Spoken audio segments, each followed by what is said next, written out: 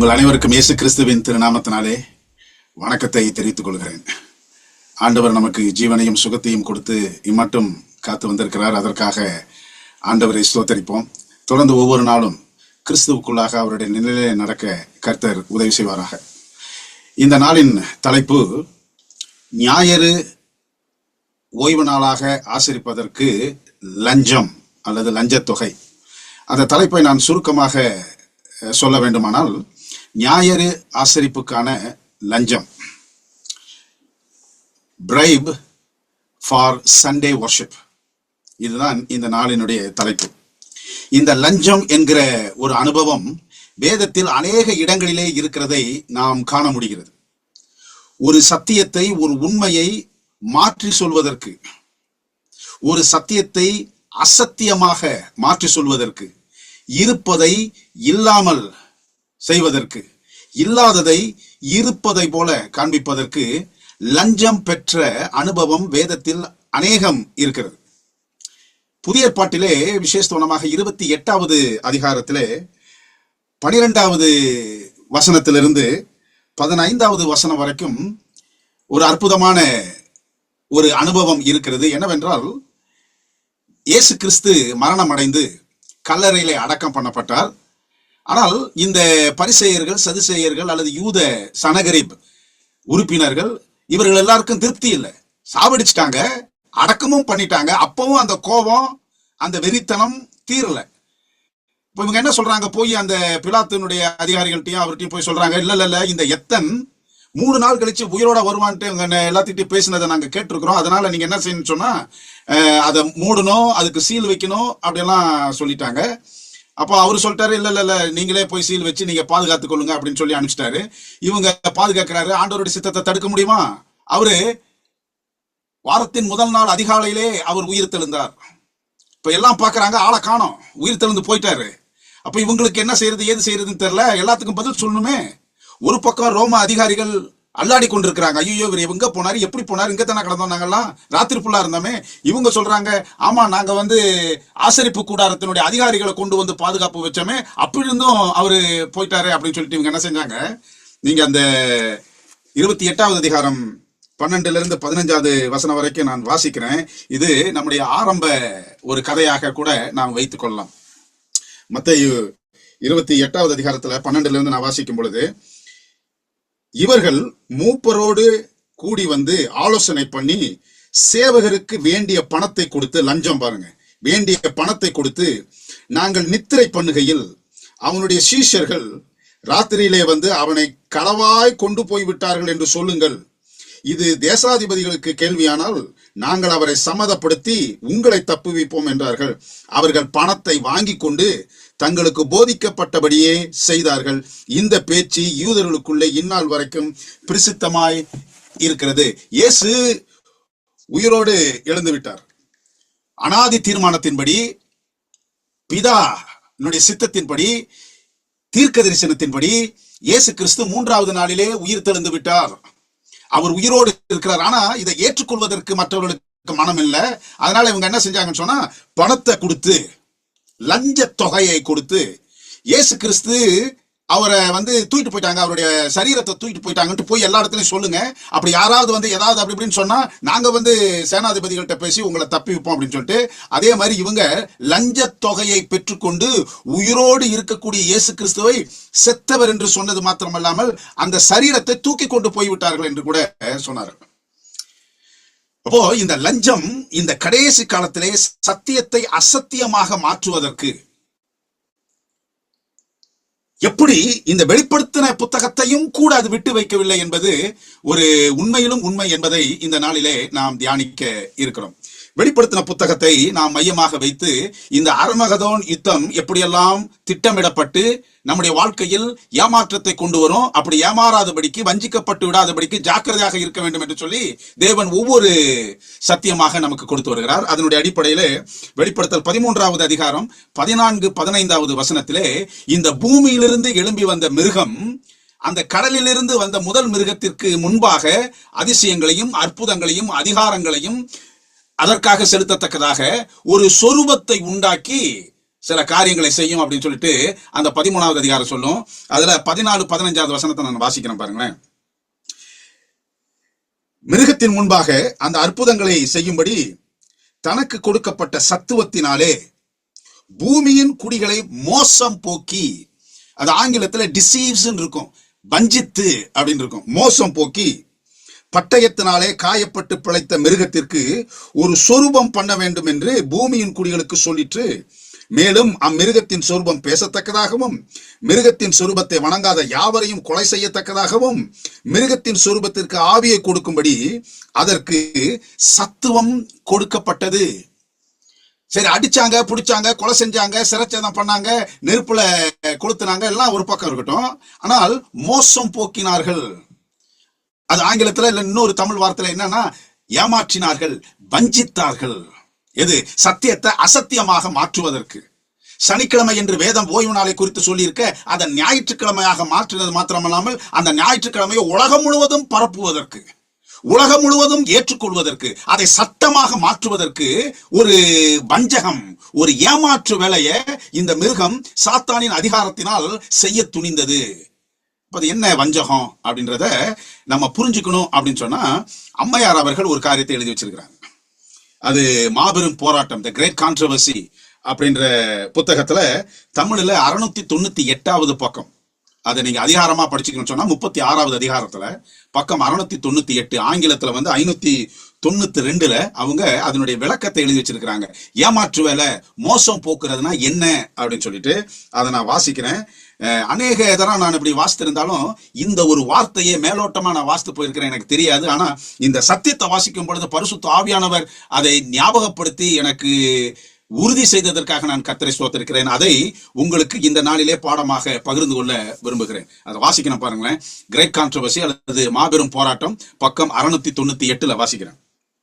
எல்லா வகுப்பினரும் ஆங்கிலத்துல all classes of people அப்படின்னு போட்டிருக்கு. எல்லா வகுப்பினரும் ஞாயிறு ஆசரிப்பை மேன்மைப்படுத்திட, எல்லா வகுப்பினரும் ஞாயிறு ஆசரிப்பை மேன்மைப்படுத்திட லஞ்சம் கொடுக்கவும். இதுல இருந்து தான் இந்த நாளினுடைய தலைப்பு புறப்பட்டு வந்தது. என்ன அப்படின்னு சொன்னா, ஞாயிறு ஆசரிப்புக்கான லஞ்ச தொகை. அப்படி கூட நம்ம தலைப்பா வச்சுக்கலாம், ஞாயிறு ஆசரிப்புக்கான லஞ்ச தொகை. அம்மையார் இந்த வஞ்சகம், மோசம் போக்கி அப்படின்னு சொன்னா 3 வார்த்தையை பயன்படுத்துறாங்க. என்ன அப்படின்னு சொன்னா, முதல்ல என்னன்னா லஞ்சம். இந்த ஞாயிறு ஆசரிப்பதற்கும், இந்த ஞாயிறு ஆசரிப்பை மேன்மைப்படுத்துவதற்கும், இந்த ஞாயிறு ஆசரிப்பை ஒவ்வொரு நாட்டினுடைய, கிராமத்தினுடைய, குடும்பத்தினுடைய சட்டமாக்குவதற்கும் லஞ்சம் கொடுக்கப்படும் இந்த கடைசி காலத்துல. அப்போ லஞ்சம் கொடுக்கவும், இணங்க செய்யவும் அல்லது வற்புறுத்தவும் சபையின் மேன்மக்களும் அரசும் ஒன்று சேரும். இந்த லஞ்சம் கொடுக்கிறதுக்கு, இணங்க வைக்கிறதுக்கு, வற்புறுத்துக்கு என்னன்னா அரசாங்க அதிகாரிகளும் மாத்திரமல்ல சபை அதிகாரிகளும் இணைந்து சேர்ந்து லஞ்சம் கொடுங்க, பணம் கொடுங்க, ப்ரொமோஷன் கொடுங்க, அவங்களுக்கு தேவையான சலுகைகள் செஞ்சு கொடுங்க அப்படின்னு சொல்லிட்டு லஞ்சம் என்கிற வார்த்தையை இவர்கள் பயன்படுத்துகிறார்கள். அப்படி சொன்னா இந்த கடைசி காலத்திலே ஞாயிறுவை ஆசரிக்கத்தக்கதாக, ஞாயிற்றுக்கிழமையை ஓய்வு நாளாக ஆசரிப்பதற்காக லஞ்ச தொகை பகிர்ந்தளிக்கப்படும். இன்னைக்கு உங்களுக்கு எனக்கும் ஒரு எச்சரிப்பாக இன்றைக்கு வேதம் சொல்லுகிறது என்னன்னா, ஒரு ப்ரொமோஷன் வருது, ஒரு சம்பளம் கொஞ்சம் கூட்டி கிடைக்குது அப்படின்னா கொஞ்ச நேரம் உட்கார்ந்து பார்க்கணும். இது ஓய்வு நாளை தடுக்கிறதா, சனிக்கிழமைக்கு கோயிலுக்கு போறதா தடுக்கிறதா, இது ஏதாவது ஒரு பிரச்சனையை கொண்டு வருவதா, குடும்பத்துல ஏதாவது சமாதான குறைச்சலை ஏற்படுத்துகிறதா, பிள்ளைகளோடு செலவழிக்கக்கூடிய நேரத்தை இந்த ப்ரொமோஷன் குறைக்கிறதா, இதெல்லாம் பார்த்துக்கிட்டா இது வேற ஒண்ணும் கிடையாது. இதுக்கு பேர் என்னன்னு சொன்னா, நாம் ஆண்டவரோடு கூட இணைந்து செல்வதற்கு, குடும்பத்தோடு இணைந்து செல்வதற்கு, சபையோடு இணைந்து செல்வதற்கு, ஓய்வு நாளை பரிசுத்தமாக சனிக்கிழமையில் ஆசரிப்பதற்கு தடை செய்யத்தக்கதாக மாத்திரமல்ல, ஞாயிற்றுக்கிழமை மேம்படுத்தத்தக்கதாக லஞ்சத்தொகை ஒன்று சேரும். அடக்குமுறை சட்டங்களை அமலாக்குவதன் மூலமாக தெய்வீக வல்லமையின்மை என்னும் இடம் நிரப்பப்படும். அப்போ இன்னைக்கு இந்த அமெரிக்கா என்ன செய்யுது அப்படின்னு சொன்னா, இந்த அமெரிக்காவை பொறுத்த வரையில என்ன அப்படின்னு சொன்னா, அமெரிக்கா உலகத்திலேயே முதல் கடங்கார நாடாம். எல்லாம் அமெரிக்கா அப்படி அப்படின்றோம், உண்மைதான். ஆனா உண்மையிலும் உண்மை என்ன அப்படின்னு சொன்னா, உலகத்திலேயே முதல் கடன்கார நாடு எது அப்படின்னு சொன்னா அமெரிக்கா. சரி, எவ்வளவு கடன் அப்படின்னு சொல்லிட்டு நான் கொஞ்சம் படிச்சு பார்க்கணும் அப்படின்னு சொல்லிட்டு போய் பார்த்தா, இந்த 2025 இந்நாள் வரைக்கும் வச்சுக்கீங்களேன், 2025 இந்நாள் வரைக்கும் அமெரிக்காவுடைய ஒரு கடன் என்ன அப்படின்னு சொன்னா, அவங்க சொல்றாங்க சுமார் 37 ட்ரில்லியன் அமெரிக்க டாலர். 37 ட்ரில்லியன் அமெரிக்க டாலர். என்ன 37 ட்ரில்லியன் அமெரிக்க டாலர்? கொஞ்சம் புரியலையே அப்படின்னு சொன்னா, அது எனக்கே புரியல. ஆனா என்ன அப்படின்னு சொன்னா, நீங்க 37ன்னு போட்டுக்கணும். 37ன்னு போட்டுக்கிட்டு 12 சைபர் சேருங்க. 37 போட்டுக்கிட்டு 12 சைபர் 12 சைபர் போட்டு நீங்க எப்படி அதை 1 10 100 1000 10,000 லட்சம் 10 லட்சம் அப்படின்னு சொல்லிட்டு நீங்க அதை கூட்டிய தோடுமோ, அவ்வளவு கடன் இந்த அமெரிக்க நாட்டின் மேல் இருக்கிறது. அவ்வளவு கடன். அது கடன் அடைக்கணும். ஆனா அது என்ன செய்யுது அப்படின்னு சொன்னா, நிறைய நாடுகளுக்கு கடன் கொடுக்குது.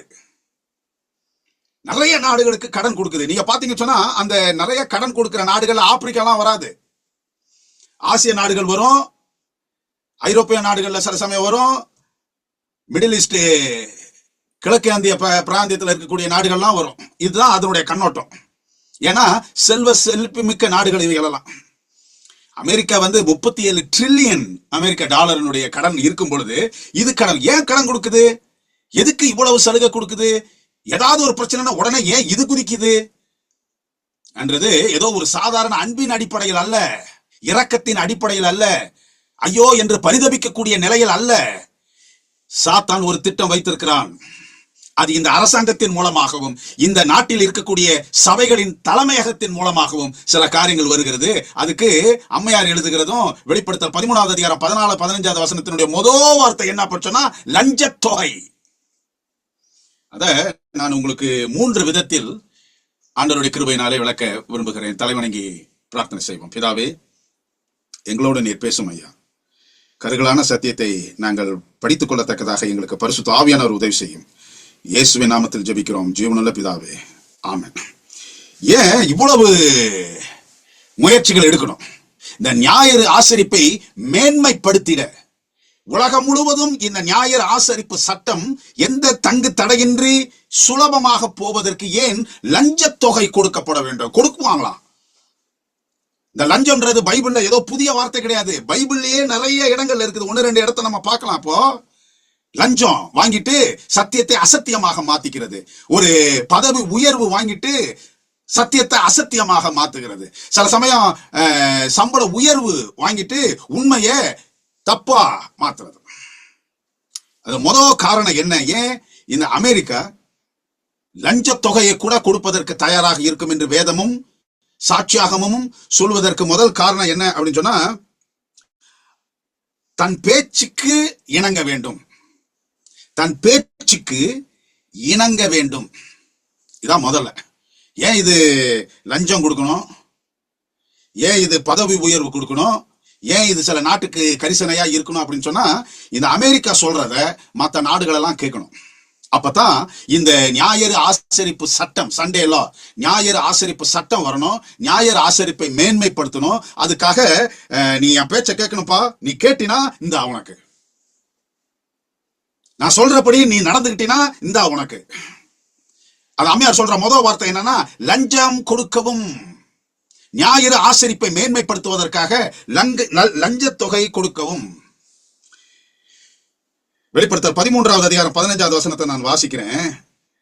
அதுல ஒரு வார்த்தை வரும் பாருங்க. மேலும் அம்மிருகத்தின் சொரூபம் பேசத்தக்கதாகவும் மிருகத்தின் சொரூபத்தை வணங்காத யாவரையும் கொலை செய்யத்தக்கதாகவும் மிருகத்தின் சொரூபத்திற்கு ஆவியை கொடுக்கும்படிக்கு அதற்கு சத்துவம் கொடுக்கப்பட்டது. என்னது? அதிகாரம் கொடுக்கப்பட்டது. என்ன அப்படின்னு சொன்னா, நம்ம பேச்ச கேட்கலன்னு வச்சுக்க, செஞ்சிரு. அந்த நாட்டையே அழிக்கணும்னாலும் நீ அழிச்சிரு. அந்த அதிபரை தூக்கல போடும்னாலும் போட்டுரு. அந்த அரசாங்கத்தை கவிழ்க்கணும்னாலும் கழுத்துரு. எவ்வளவு பணம் வேணும்னாலும் நீ வாங்கிக்கோ. இதுக்கு 1-2 உதாரணம் கிடையாது.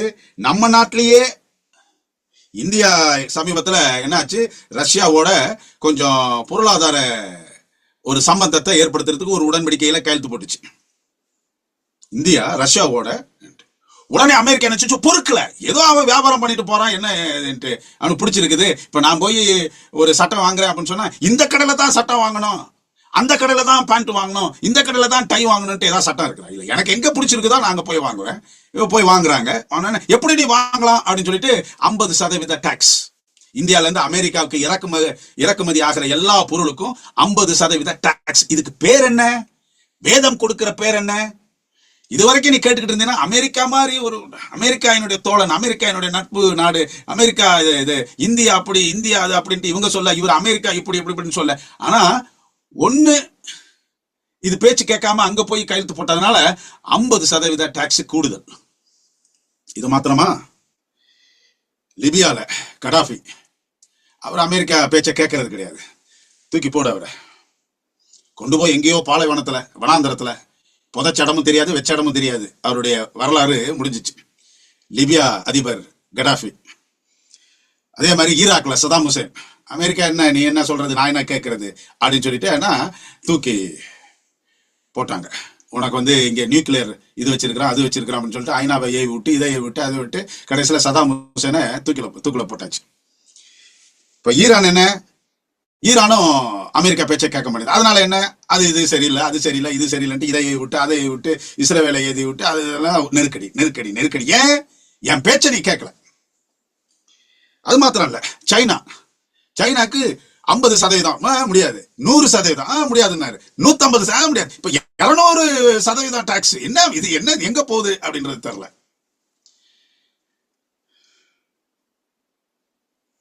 உக்ரைன், நீ ரஷ்யாவோட கொஞ்சம் சேர்ந்து பார்த்து போப்பா அப்படின்னாரு. உக்ரைன் அவர் ஜெலன்ஸ்கி சொன்னாரு, அப்படியெல்லாம் செய்ய முடியாதுங்க, அவரு ரொம்ப நஷ்டத்தை ஏற்படுத்தி விட்டாரு அப்படி அப்படின்னு. அப்படியா அப்படின்னு சொல்லிட்டு, முடியாது, இது தர முடியாது, அது தர முடியாது அப்படி அப்படின்னு சொல்லிட்டு, இங்க வேதம் சொல்லுது, அந்த வெளிப்படுத்தல் 13வது அதிகாரத்துல 16-17 அது சிறியோர் பெரிய யாரா இருந்தாலும் சரிதான், சின்ன நாடு ஆனாலும் சரிதான், பெரிய நாடானாலும் சரிதான், அது சிறியோர் பெரியோர், ஐஸ்வரவான்கள், தரித்திரர், சுயாதீனர், அடிமைகள், இவர்கள் யாவரும் தங்கள் தங்கள் வலதுகையினாலும் நெற்றினாலும் ஒரு முத்திரை பெறும்படிக்கு அந்த முத்திரையின் மிருகத்தின் முத்திரையாவது, அதன் நாமத்தையாவது, அதன் நாமத்தின் லக்கத்தையாவது தரித்துக் கொள்கிறவனை தவிர. என் பேச்சை கேட்கிறியா? உனக்கு உண்டு. பணம் வேணுமா? இந்த பணம். பதவி வேணுமா? இந்த பதவி. அங்கீகாரம் வேணுமா? இந்த அங்கீகாரம். எதுனாலும் நீ என் பின்னாடி வா, உனக்கு எல்லாம் கிடைக்கும். அப்படி இல்லை அப்படின்னு சொன்னா என்னென்ன நெருக்கடி தர முடியுமோ, ஏன் கொலை செய்யறது வரைக்கும் போறாங்க. அதுல எத்தனையோ பேர் செத்தும் இருக்கிறாங்க. அது உதாரணமா நான் சொன்னேன். என்ன சொன்னேன்னா, 28ஆம் தேதி பிப்ரவரி மாதம் இப்போ ஜெலன்ஸ்கி என்ன செஞ்சாரு அப்படின்னு சொன்னா, இந்த உக்ரைன் அதிபர் அவர் என்ன செஞ்சாரு, இன்னும் கொஞ்சம் அமெரிக்கா கொஞ்சம் உதவி செஞ்சா கொஞ்சம் நல்லா இருக்கும், ரஷ்யாவோட கொஞ்சம் போராடுறதுக்கு இதா இருக்கும் அப்படின்னு சொல்லிட்டு அவர் அமெரிக்கா போனார். எதுக்கு அவர் அமெரிக்கா போனார் அப்படின்னு சொன்னா, கொஞ்சம் தொடர்ந்து உதவி செய்யுங்க அப்படின்னு கேட்கறதுக்கு. அது கொஞ்சம் மினரல்ஸ், கொஞ்சம் ஆயுதம் சண்டை போடுறதுக்கான ஆயுதம், கொஞ்சம் பணம், இதெல்லாம் கேட்கறதுக்கு போனார். ஏன்னா அதுக்கு முன்னாடி இருந்த அதிபர் நிறைய கொடுத்துருக்கிறாரு. நான் சொல்றதை கேளப்பா, ரஷ்யாவை தொலைச்சிரு அப்படின்றதுக்காக அமெரிக்கா இவருக்கு காசு கொடுத்துருக்குது, ஆயுதங்கள் கொடுத்துருக்குது, எல்லா பட காரியங்களை கொடுத்துருக்குது, போர் வீரர்களை கொடுத்துருக்குது, எல்லாம் கொடுத்துருக்குது. இப்போ புதுசு ஆள் வந்துட்டாரு, நீங்க கொஞ்சம் தொடர்ந்து செய்யுங்க அப்படின்ட்டு சொல்லியிருக்காரு. அமெரிக்கா என்ன சொல்லுது அப்படின்னு சொன்னா, போய் உட்காந்தோடனே, எப்பா நீ இப்படி செய்யணும் கொஞ்சம் இணைஞ்சு போகணும் அப்படின்னா, அவரு அப்படியெல்லாம் செய்ய முடியாதுன்னு உடனே அந்த கூட்டம் அப்படியே மாறிடுச்சான். அந்த கூட்டம் அப்படியே மாறி அந்த பிரசிடென்ட்டும் அந்த செக்ரட்டரியும் அந்த வைஸ் பிரசிடென்ட்டும் அவங்க சேர்ந்து அவரை இந்த கேள்வி அந்த கேள்வி கிடையாது. அந்த வைஸ் பிரசிடென்ட் சொன்னார், அமெரிக்கானுடைய வைஸ் பிரசிடென்ட் அந்த உக்ரைனை பார்த்து கொஞ்சம் கூட ஒரு மரியாதை இல்லாம அவர் சொல்றாரு, நீ எங்களை எல்லாம் அவமதிச்சுக்கிற, யூ ஆர் வெரி டிஸ்ரெஸ்பெக்ட்ஃபுல் அப்படின்னாரா. அவரு பிரசிடென்ட் ட்ரம்ப் அவரு சொல்றாரா என்னன்னா, you are gambling for world war 3 அப்படின்னாரா. நீ 3வது உலக போர் வர்றதுக்காக ஒரு கேம்பிளிங் இங்க விளையாண்டுட்டு இருக்கிற அப்படின்னாரா. என்ன குற்றச்சாட்டு? ஒருத்தர் அங்க இருந்து கேட்கிறாரா, ஏன் உங்களுக்கு எல்லாம் சூட்டு போட தெரியாதா அப்படின்னு சொல்லிட்டு ஒரு அதிபரை பார்த்து கேட்கிற கேள்வி அது. எந்த அளவுக்கு அவரை வச்சு அவமானப்படுத்தி அவரு ஓடுற அளவுக்கு வைக்க முடியுமோ அவ்வளவுக்காக வச்சாங்க அந்த 28ஆம் தேதி பிப்ரவரி மாசம் இந்த வருஷம். இதுக்கு காரணம் என்னன்னா, ஒரே ஒரு காரணம், நான் சொல்றேன் நீ கேளு. இந்த லஞ்ச தொகை, இந்த மோசம் போக்குற காரியம் என்ன அப்படின்னு சொன்னா, முதல்ல அதுக்கு காரணம் என்னன்னா, தன் பேச்சுக்கு இணங்க வேண்டும். இதான் முதல்ல, என் பேச்சுக்கு இணங்க வேண்டும். எனக்கு பிரியமானவர்களே, இன்னைக்கு இந்த சத்தியம் எதை சொல்ல தெரியுதுன்னு சொன்னா, அநேக சட்டங்கள் வரும், சபையில வரும், சமுதாயத்துல வரும், வேலை செய்யக்கூடிய இடங்கள்ல வரும். இதை மாத்திரம் நீங்க இணங்கலன்னு வச்சீங்களா எவ்வளவு பெரிய விபரீதமான நிலைக்கு கொண்டு போய் விடும்ன்றது. இதெல்லாம் ஆதாரபூர்வமான காரியங்கள். அது விரைவில் ஞாயிறு ஆசரிப்பு சட்டத்தை மேம்படுத்தத்தக்கதாக, ஏற்றுக்கொள்ளத்தக்கதாக சில காரியம் தெரியும். அதுக்கு முதல்ல என்ன செய்யணும், முதல்ல அவங்க பணம் கொடுப்பாங்க. அதுக்கு பேர் என்னன்னா லஞ்சத்தொகை. இது ஏதோ நான் சொல்லல, தீர்க்க தரிசனம் சொல்லுகிறது. இது காரியம். ஏன் இந்த லஞ்சம் கொடுக்கணும், ஏன் மோசம் போக்கணும், ஏன் ஏமாத்தணும், பணத்தை கொடுத்து பதவி உயர்வை கொடுத்து அங்கீகாரத்தை கொடுத்து நீங்க ஞாயிறை எப்படியாவது கொஞ்சம் ப்ரொமோட் பண்ணுப்பா உன்னுடைய சர்ச்சில். நீ சனிக்கிழமை எல்லாம் விட்டுருங்க, ஞாயிற்றுக்கிழமை கொஞ்சம் நல்லா செய்யுங்கட்டு உன் சர்ச்சில் கொஞ்சம் அனௌன்ஸ் பண்ண, இந்தா உனக்கு தேவையானதுன்றதுக்கு ரெண்டாவது காரணம் என்ன தெரியுங்களா? காட்டி கொடுப்பதற்கு, டு பிட்ரே, காட்டி கொடுப்பதற்கு. எந்த சர்ச் இதை அனௌன்ஸ் பண்ணலன்ட்டு என்ற சொல்லிடு, நான் பாத்துக்கிறேன். இந்தா உனக்கு எந்த மெம்பர் சர்ச்சுக்கு வரல, யாரு இது பண்ணல அப்படின்றத நீ ஒன்னும் பேசிக்க வேணாம், சொல்லிக்க வேணாம். ஒரு டெக்ஸ்ட மாத்திரம் போட்டுரு, இந்த சர்ச்சு செய்யலன்ட்டு, மிச்சத்தை நான் பாத்துக்கிறேன். அதுக்கு இந்த உனக்கு காட்டி கொடுப்பதற்கு லஞ்சத்தொகை, காட்டி கொடுப்பதற்கு பதவி உயர்வு, காட்டி கொடுப்பதற்கு சம்பள உயர்வு, காட்டி கொடுப்பதற்கு அங்கீகாரம், காட்டி கொடுப்பதற்கு சலுகை.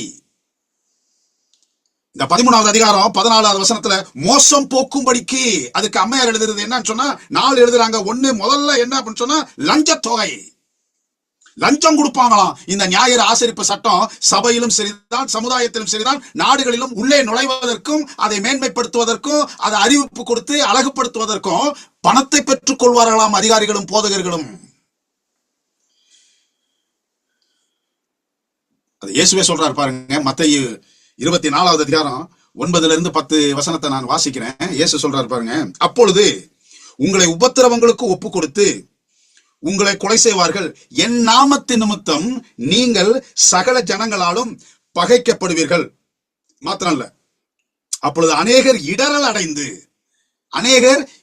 அடைந்து ஒருவரை ஒருவர் காட்டி கொடுத்து ஒருவரை ஒருவர் பகைப்பார்கள். இதுக்கு மூலமாக விளங்கக்கூடிய ஒரே வார்த்தை என்ன அப்படின்னு சொன்னா லஞ்சம். அம்மையார் சொல்ற வார்த்தை, லஞ்சம் கொடுக்கவும், வற்புறுத்தவும், இணங்க வைக்கவும் சபையும் அதிகாரிகளும் ஒன்று சேருவார்கள். ரெண்டாவது உதாரணம் பைபிள்ல நான் சொன்னேனே, இந்த லஞ்சம் கொடுக்கிறது ரொம்ப ஒன்னும் புதிய வார்த்தை இல்ல பைபிள்ல. இந்த யூதாஸ பாக்குறோம். இந்த யூதாஸ் எதுக்கு தெரியுமா லஞ்சம் வாங்கினாரு, எதுக்கு தெரியுமா பணம் வாங்கினாரு கை நீட்டி?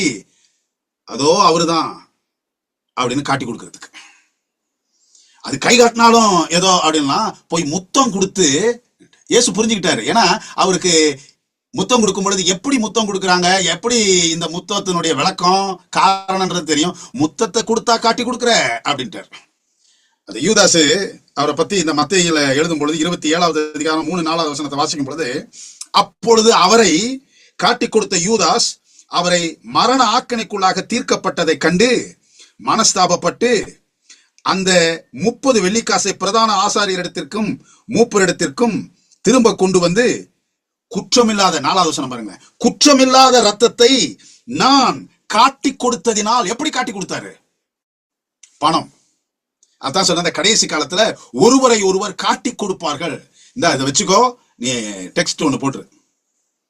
தானியேலை காட்டி கொடுத்தாங்க. எதுக்கு? பணத்துக்காக, அங்கீகாரத்திற்காக, பதவி உயர்வுக்காக தானியேலை காட்டி கொடுத்தாங்க. தாவீதை காட்டி கொடுத்தாங்க.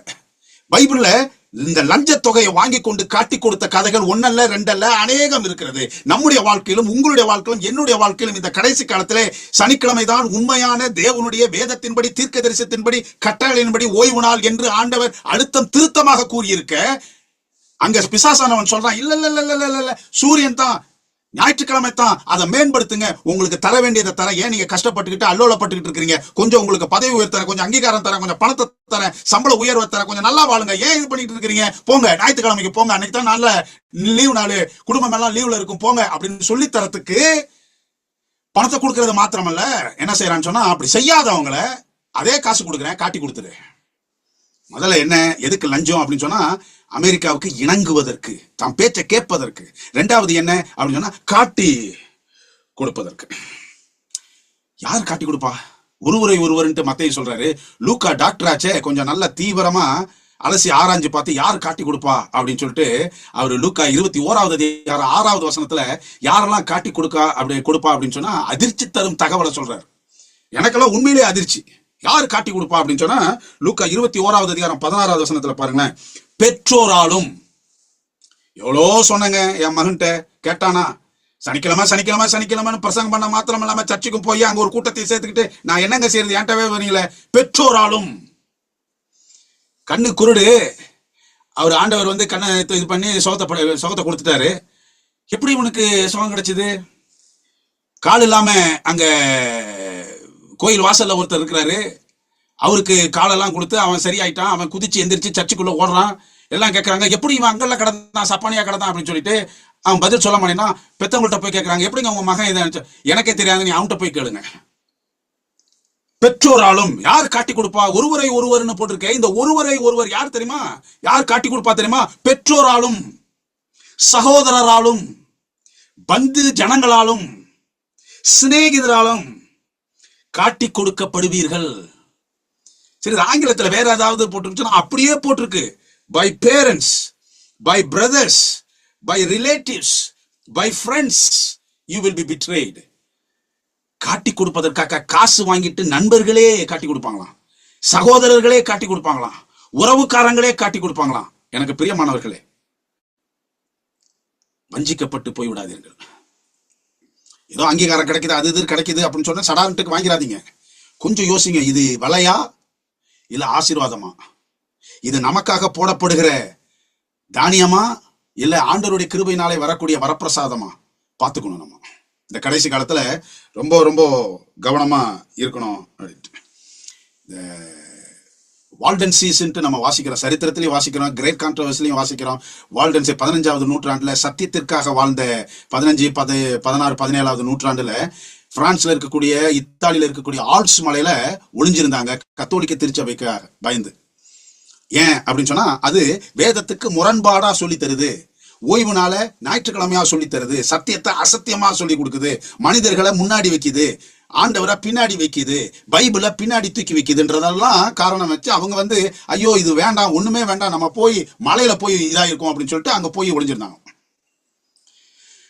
அப்போ டியூக் ஆஃப் சவே அப்படின்ற சார்ல்ஸ் இமானுவேல் II அவர் என்ன செஞ்சாரு, இவங்களெல்லாம் கூப்பிட்டாரு, இந்த வால்டன்சிஸ் தலைவர்களை கூப்பிட்டாரு. உங்களுக்கு ஒரு விருந்து வைக்கிறேன், வாங்க கொஞ்சம் பேசுவோம், ஏன் நீ அங்க போய் ஒளியணும், நீங்க என்னுடைய நாட்டு சேர்ந்தவங்களாச்சே அப்படின்னு சொல்லிட்டு கூட்டிட்டு வந்தாங்களாம். ஆனா அந்த தலைவர்கள் ஒளிஞ்சிருந்த மலையிலிருந்து குகையிலிருந்து என்ன நடக்க போகுதுன்னு தெரியாமலே வராங்க. பாவம், வஞ்சிக்கப்பட்டு போகாதபடிக்கு ஜாக்கிரதையா இருங்கள்ட்டு ஆண்டவர் சொல்லியிருக்கிறாரு. அவங்க நல்லவங்க நினைச்சு இவர் வர்றாரு. அங்கன்னா பயங்கரமான விருந்து. Charles Emmanuel II duke of Savoy அவர் கொடுக்குறாரு விருந்து. கொடுத்துட்டு ஏன்ப்பா சண்டை போட்டுட்டு இருக்கிறீங்க, ஏன் அப்படி இருக்கிறீங்க, பரவாயில்ல ஊரோட கொஞ்சம் ஒத்து வாழ வேண்டியதானே அப்படி இப்படின்னு சொன்னோன்னே அப்படி சொல்லிக்கிட்டே இருக்கும் பொழுது குபு குபு குபுன்ட்டு போர் வீரர்கள், ரோம போர் வீரர்கள் வராங்க. ரோம சபையை சார்ந்தவர்கள் உள்ளே வராங்க. உள்ளே வந்து இந்த சரித்திரத்தை நீங்க பாத்தீங்கன்னு சொன்னா அங்க இருக்கக்கூடிய அநேகரை எரித்து கொன்றார்கள். ஆங்கிலத்தில் அது போய் போட்டிருக்கு என்ன அப்படின்னு சொன்னா மேசக்கர்னு போட்டிருக்குது. படுகொலை செய்யப்பட்டார்கள், இனப்படுகொலை செய்யப்பட்டார். அவ்வளவும் நம்பி வந்தாங்க. இவர் என்ன செஞ்சாரு, கத்தோலிக்க இதுல இருந்து காசை வாங்கிக்கிட்டு, பதவியை வாங்கிட்டு, அங்கீகாரத்தை வாங்கிட்டு இந்த வால்டன்சிஸ் தலைவர்கள் எல்லாரும் எரிச்சு கொல்லப்பட்டார்கள். ஆயிரக்கணக்கான, நூற்றுக்கணக்கானவர்கள் எரிந்து கொல்லப்பட்டார்கள். சரித்திரம் சொல்லுகிறது இது 17வது நூற்றாண்டின் அதிபயங்கர படுகொலை, ஏமாற்று படுகொலை.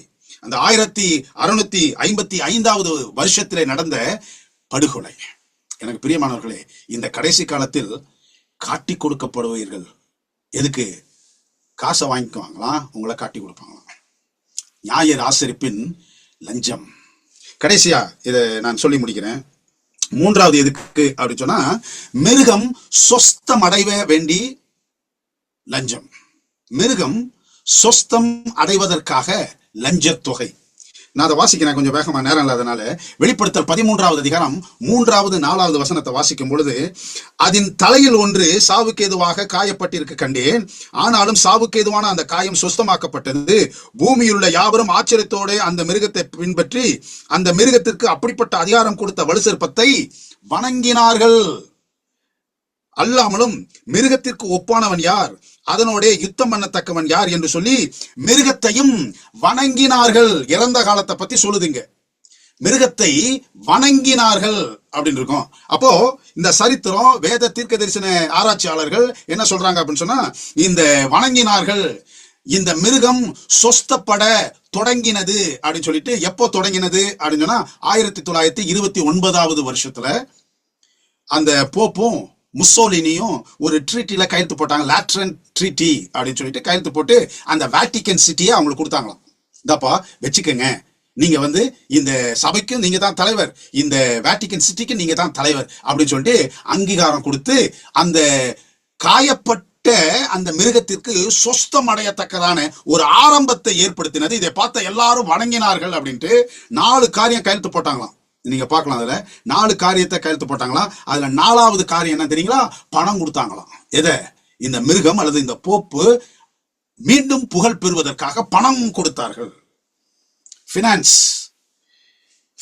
அதுல என்ன போட்டிருக்கோம்? இன்க்ளூடட் ஃபினான்ஷியல் காம்பன்சேஷன், பணம் கொடுத்து நஷ்ட ஈடு செலுத்தினாங்களாம்.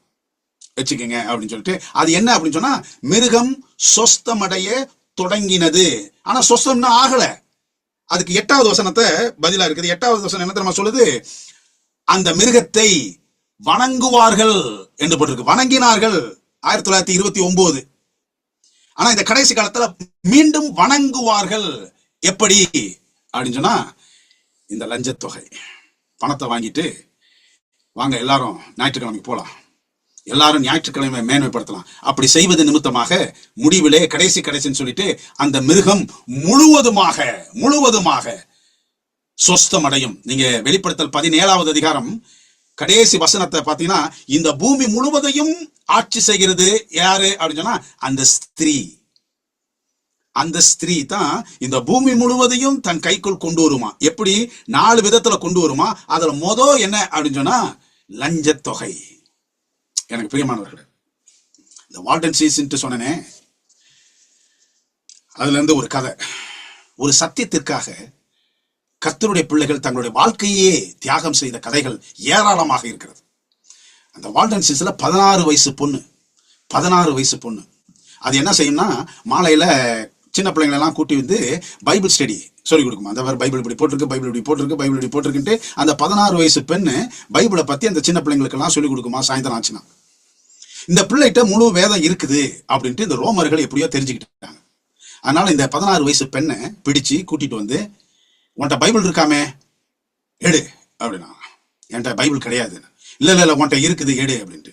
ஆமா என்கிட்ட இருக்குது, ஆனா உங்கள்கிட்ட கொடுக்க முடியாது அப்படின்ட்டு. அது என்ன கொடுக்க முடியாது அப்படின்னு சொல்லிட்டு அவங்க பெரிய ஒரு வால் எடுத்து காட்டி, பத்தியா இது உன்னைய ஊடுருவ பாய்ச்சிடுவோம் நாங்க, அதனால நீ பைபிளை எடு அப்படின்னா. பைபிள் என்கிட்ட கையில இல்லைங்க, ஆனா என் இதயத்தில் எழுதப்பட்டிருக்குதுன்னு. எத்தனை வயசு? 16 வயசு பெண். இந்த வேதம் என்கிட்ட கையில இல்லைங்க, பேப்பரா இல்லைங்க, ஆனா ரத்தத்தில் எழுதப்பட்டு மூச்சாய் போய் கொண்டிருக்கிறது என் இதயத்தில் அப்படின்னு. இதயத்தில இருக்குது அப்படின்னு சொல்லிட்டு அந்த வாளை நேரா இதயத்துக்குள்ள தொலைச்சு அந்த பெண்ணை கொலை செய்தார்களாம். எனக்கு பிரியமானவர்களை, சத்தியத்திற்காக உயிரையும் கொடுக்கத்தக்கதாக இந்த கடைசி காலத்திலே ஆண்டவருடைய பிள்ளைகள் இருந்திருக்கிறார்கள். ஆனால் அநேகர் லஞ்ச தொகையை பெற்றுக்கொண்டு அமெரிக்காவுக்கு இணங்கவும், உங்களையும் என்னையும் போன்ற சத்தியத்திற்காக நிற்கிறவர்களை காட்டி கொடுப்பதற்கும், இந்த மிருகத்திற்கு சுகத்தை கொடுப்பதற்கும் இன்றைக்கு பணம் ஒரு பயங்கரமான வேலையை செய்து கொண்டிருக்கிறது. எனக்கு பிரியமானவர்களே, 1 தீமோத்தேயு 6வது அதிகாரம் 10-11வது வசனம் சொல்லுகிறது, பணம் எல்லா தீமைக்கும் வேறாய் இருக்கிறது என்று சொல்லி. ஆனால் முதலாவது தேவனுடைய நீதியும்